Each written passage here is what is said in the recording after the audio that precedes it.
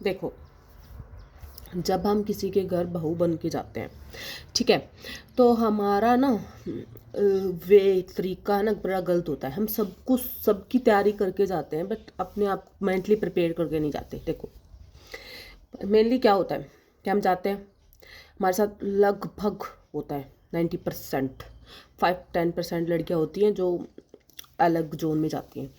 जो 90% है या 70-80% लगा लो, वो लड़कियां क्या करती हैं, शुरू में जाएंगी, जैसा कह दिया, हाँ जी हाँ जी हाँ जी, चुप रही, जितना शोषण हुआ, जितना नीचा दिखाया गया, जितनी चालाकियाँ की गई, सब कुछ देख रही हैं, सब कुछ बर्दाश्त कर रही हैं, ना अपने घर वालों से शेयर कर रही है, ना अपने ही ससुराल में अपने पति से या घर में किसी बड़े से या जो भी उसके साथ शोषण कर रहा है उसको रोक रही हैं कि भाई तुम्हारे बस इतनी लिमिट है, इससे आगे मत बढ़ो, ठीक है।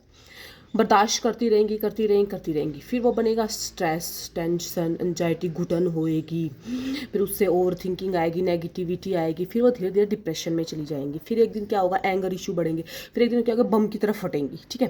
फिर दुनिया तमाशे देखेगी, और फिर वो जो ट्रिगर पॉइंट है, एक बार जब फिर वो बोल दिया ऐसे, तो फिर वो शर्म भी हट जाती है।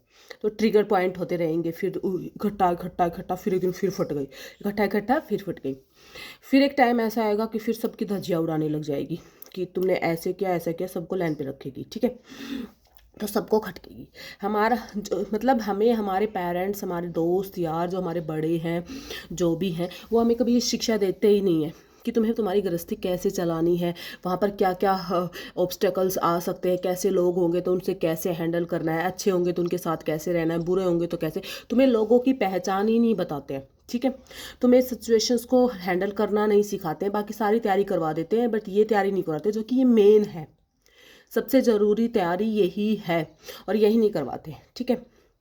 इतना भी इन्वॉल्व नहीं हो जाना है कि पूरा काम थोप दिया, पूरे दिन तुम्हें टॉर्चर किया जा रहा है, ताने मारे जा रहे हैं, तुम्हें नीचा दिखाया जा रहा है, तो सब कुछ नहीं ओटना होता है। फिर ऐसे गृहस्थियाँ नहीं चलती हैं, ठीक है। हम हमारा ही लॉस कर रहे होते हैं, फिर ये 5-7 साल बाद हमें रियलाइज़ होता है, हमें समझ में आता है कि हाँ, हमारे लिए स्टैंड लेना हमारा हक।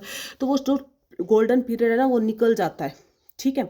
फिर मनों में भी इतना जहर हो जाता है कि मिलाने से भी नहीं मिलते, और वो ट्रस्ट इशू इतने हो जाते हैं कि फिर भरोसा भी नहीं होता कि अगले वाला गर्दन निकाल के रखते, फिर भी हमें लगेगा कि ये कुछ ना कुछ, इस गर्दन भी काटी है, इसमें भी इसका कोई षड्यंत्र है, तो एक ट्रस्ट इशू चल जाते हैं, ठीक है।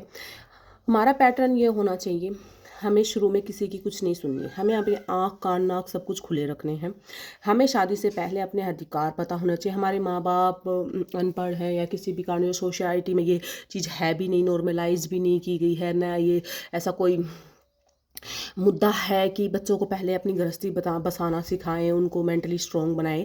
तो अपने आप को, आज की हम लड़कियां हैं, आज की हम पढ़ी लिखी हैं, यूट्यूब है, हमें पता है कहाँ से सोर्सेज इकट्ठे करने हैं, जहाँ से भी जिनसे भी हमें सलाह लेनी है, तो हमें सबसे पहले ये सलाह लेनी है। हमें किसी को ये जाके नहीं पूछना कि कौन सा ब्यूटी पार्लर बढ़िया है, ये हमें ये सलाह लेनी है। तो सबसे पहले शुरू से ही अपने आप को मेंटली प्रिपेयर्ड करो, अपने आप को मेंटली प्रिपेयर्ड रखो कि मेरी क्या लिमिट है, मुझे किस हद तक जाना है, कि कहाँ मुझे अपनी बाउंड्री सेट करनी है। और ये बहुत ज़रूरी है, बहुत ज़्यादा ज़रूरी है, कितना किसके साथ इन्वॉल्व हो रहे हैं, कितना कितने, क्योंकि हमें हमें सबसे पहले इंसानों की पहचान करनी है कि कल को फिर धोखा लगता है। जो घटिया से घटिया इंसान है ना, हम उनके लिए अपना दिल रख देते हैं, उसको पलकों पे बिठा के रखते हैं। जब उसका असली चेहरा आता है ना, तो हमें उससे नहीं, खुद से घिन होने लगती है कि हमने किस घटिया इंसान के लिए इतना सब कुछ किया। ये तो हमें बिल्कुल कुछ समझता ही नहीं है, पीठ पीछे हमारी बदनामियाँ करता है, बुराइयाँ करता है। जब पता चलता है ना, तो दिल में बड़ा दुखता है। फिर उससे नफरत नहीं होती, खुद से नफरत हो जाती है कि किस बेशरम के लिए हमने, किस घटिया नीच इंसान के लिए हमने इतना सब कुछ किया। तो स्टॉप दैट, ओवर डू करना सबसे पहले छोड़ना है। हमें पहले लोगों को पहचानना है कि किसी की जिसको जितनी इज्जत हजम होती है ना, उतनी ही दो। जितना तुम्हारा औकात से बाहर कुछ भी मत करो, वहाँ से चीज़ें खराब होती हैं।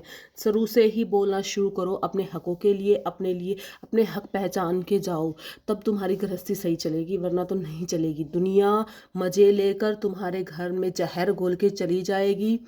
तुम्हें वो स्ट्रगल करना, उस चार दीवारी में तुम्हें रहना है, तुम्हारी ज़िंदगी नरक बननी है। दुनिया का कुछ नहीं बिगड़ना, आज वो उनके इधर है, कल को वो तुम्हारे साइड भी होंगे, क्योंकि आज उनकी चल रही है तो आज उनकी साइड है, कल को तुम्हारी भी चलेगी। तो वो फिर तुम्हारी साइड हो जाएंगे। ऐसे में होना कुछ नहीं है। तुम्हारी ज़िंदगी खराब, फिर कल को तुम्हारे बच्चों की ज़िंदगी खराब।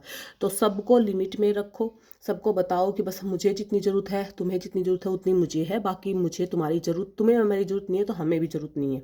आओ, सबका इज्जत पानी करो, सबसे अच्छे से पेश आओ, बट उसको तुम्हारे चूल्हे में, तुम्हारी रसोई में मत घुसने दो, तुम्हारे घर के मैटरों में मत घुसने दो। और ऐसे ऐसे बैंड बजवा के जाते हैं, और ये वही हैं जिन्हें हम अपना समझते हैं, जिन्हें हम खून का रिश्ता कहते हैं। और यही आस्तीन के सांप होते हैं, जो पुराने कह के गए ना आस्तीन के सांप, ये जो मुहावरे क्रिएट किए गए वो इन्हीं लोगों की वजह से क्रिएट हुए थे। तो अपनी गृहस्थी बचाओ, अपना एक माइंड सेट के साथ जाओ। ऐसे नहीं, मुझे आज तो बहुत बड़ा अफसोस होता है कि शुरू में मुझे समझा दिया होता, सब कुछ अच्छा अच्छा ना समझाया होता, कुछ नेगेटिव पॉइंट्स बताकर भी उनको भी, या अगर मुझे मेरे दिमाग में डाले होते ना, तो आज मेरी गृहस्थी कहीं और होती।